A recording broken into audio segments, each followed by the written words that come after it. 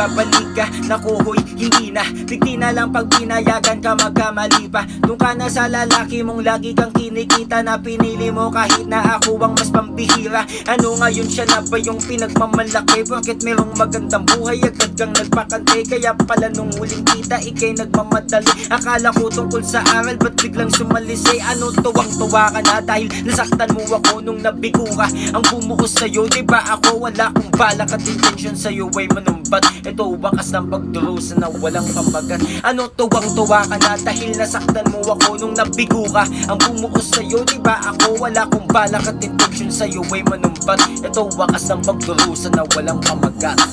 Di na, para ba sa akin bumalik ka?